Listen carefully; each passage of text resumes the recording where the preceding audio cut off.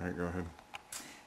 Hi, my name is Jackie Prophet. I'm the owner of Seasons of Change Maternity, and I'm going to be doing a very basic placental lesson for you today. This is just because I have a placenta in my house and I wanted to share this with you. This is an amazing organ that's produced and then done away with, and we're going to be also encapsulating it and making a tincture for later use out of this. This is a small placenta. Most of them are a little larger that I've seen, but we're going to be working with this. So hope you enjoy it. I hope you learn something, and there's a lot more to learn than what I'm going to share with you tonight.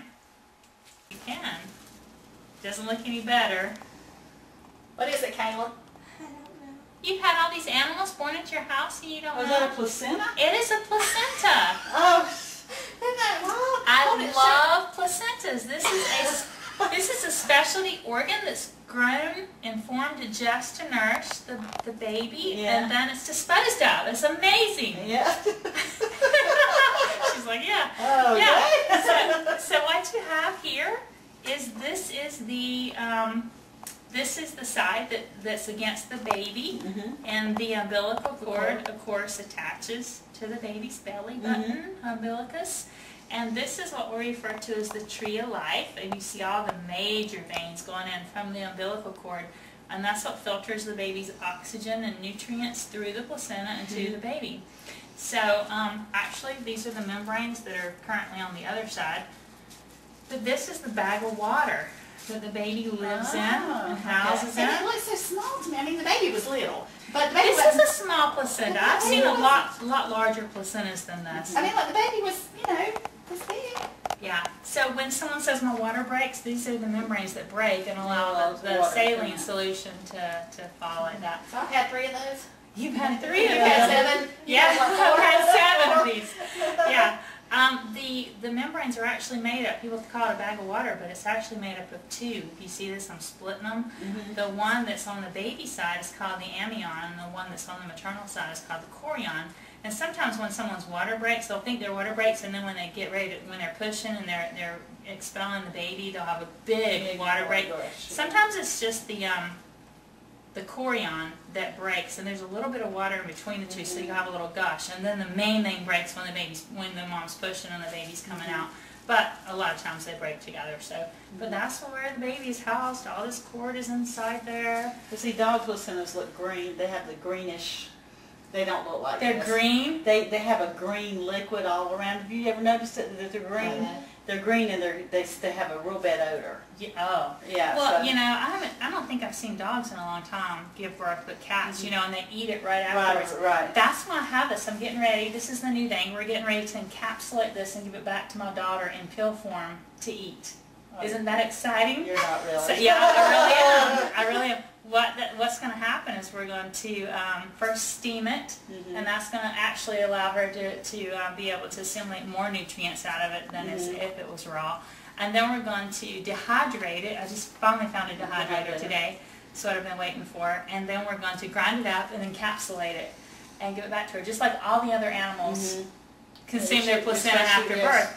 And what they say is happening, and I've had a lot of women testify to this, is that their bleeding stops earlier, they have a lot more energy, it replaces their hormones, that they readjust their hormones out, and then also they have, let's say they have a lot more energy, something else happens. The baby blues syndrome, where people go into postpartum depression. This totally eliminates that. So people are just raving about it. And how did you keep this placenta? How long? It's been in the refrigerator. This is the 3rd day, and you can keep it in the refrigerator for up to 4 days before it's encapsulated. You can deep freeze it for a lot longer, but we just decided to go ahead and do it. This is the maternal side, so this is the part that's attached to the uterus, and when the baby's born, this part comes out, and that's when the mom bleeds, usually for about 6 weeks. But when we encapsulate the placenta and they take that back, and they bleed for a lot less. But this is like an open wound when this comes off the uterus, and so it bleeds and bleeds and bleeds and contracts. That's when women have contractions to reduce that site back down, and then the bleeding goes away. So that's why they bleed afterwards. Miriam's placenta is very interesting. This part right here is calcified. I don't know if you can really see that it looks different, but it's very firm to the touch. And that means that part of the placenta has stopped functioning, and she had the baby on her due date, which you would think it would be, you know, all really healthy. Some people believe that there's a theory of thought there that when the placenta begins to calcify, that actually can trigger labor and cause the baby to come because the placenta is wearing out. Right. I was really surprised to see that. I've never seen this large of a portion that is calcified and tough and not functioning any longer. So I'm glad she had the baby when she did. Yeah. So, anyway, I'm trying to think if there's anything else. We check it after the birth to see if it all goes back together like this. If there's a piece missing, then she's probably going to hemorrhage or bleed some more to try and get that out. But hers is totally fine and in good, really good shape. How do we encapsulate it? Well, we just take, like I said, we're going to steam it. We're going to slice it after that and dehydrate it, and then we're going to blend it like beef jerky. It'll be like little beef jerky pieces, and we'll blend it in the blender and put it into into capsules and saute those. And we're also going to make a tincture. We're going to cut a small part of it while it's raw and soak it in bourbon. And there's actually stem cells available in that. Not only does it can be safe for the mom's postpartum, and it can totally right her hormones during that season and make it just a much better situation for her, but also for the baby, they're making homeopathic remedies out of it that they say will just, I haven't given this to a baby yet, but they say you can dilute the alcohol content and give the baby a couple of drops and it will reset their system. They're reporting things all the way from allergies to cancer